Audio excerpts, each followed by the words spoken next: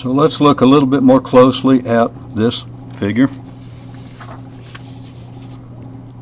We have our delta Si and our f of Ti star. Now delta Si is determined by the Ti minus 1 coordinate at the beginning of the T interval and the Ti coordinate at the end of the interval. And what we're doing is we're integrating the scalar projection of f of Ti onto delta S sub I. So here's a picture of our delta S sub I, or f of T sub I, and that scalar projection. Now we integrate that scalar projection, and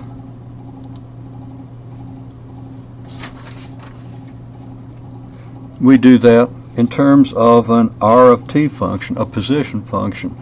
Now our position function is just the position on our circle, so that this gives us position function,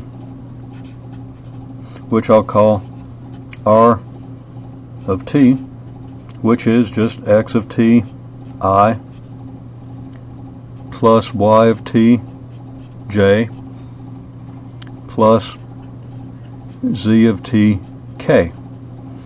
As t goes from 0 to 1, this position function takes us around the boundary of our circle, as we've seen in previous chapters, as we know quite well by now. And as you know, for small delta t, our delta Si is nothing but our r prime of t vector multiplied by our delta t, because r prime of t is our velocity vector. Multiplying that by delta t gives us our displacement vector. Now of course we evaluate this at Ti star, in keeping with the idea that everything, all the vector functions and so forth, are evaluated at our sample point, and we obtain very easily the expression for our delta Si. Our R of T function is this, just as we've outlined here. Our x of t is the cosine, our y of t is the sine, our z of t is 0 because we're in the plane z equals 0. So our R of t function is this, and the derivative is completely straightforward. We get this, so that our delta Si is that derivative multiplied by delta t. Now very quickly, a really important idea that I was going to leave to you, but this f times the distance delta S sub I, the scalar projection of f times the delta distance delta S sub I, the scalar projection is nothing but f dot delta S divided by the magnitude of delta S.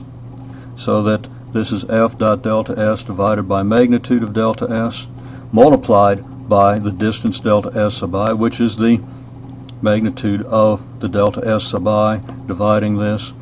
And I'm still kind of waving my hands, but it's important to understand that this is equal to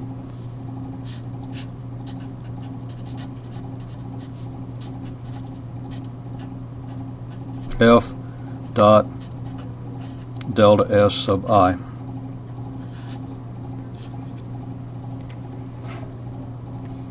Now we have our expression for delta S sub I, so all we need to do is incorporate our expression for f in order to get this product, which is calculated easily by simply a dot product.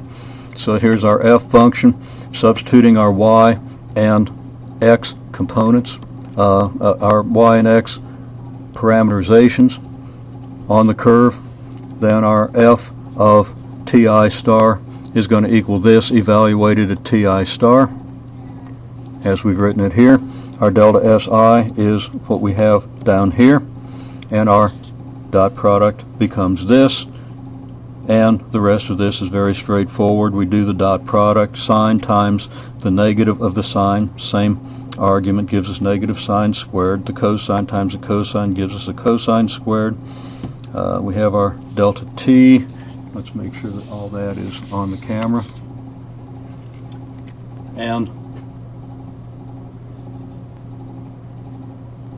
we get this, and we then kind of wave our hands a little bit and say that, well, we simply approach this integral. The integral 2 pi times the negative sine squared of 2 pi t plus the cosine squared of 2 pi t dt, and that integral is equal to 0 for a lot of reasons which are explained on the other clip. There's a symmetry argument. The integral from 0 to 1 of the sine squared of 2 pi t has to be equal to the integral from 0 to 1 of the cosine squared. The two graphs are practically the same, just shifted in phase a little bit, so we get 0.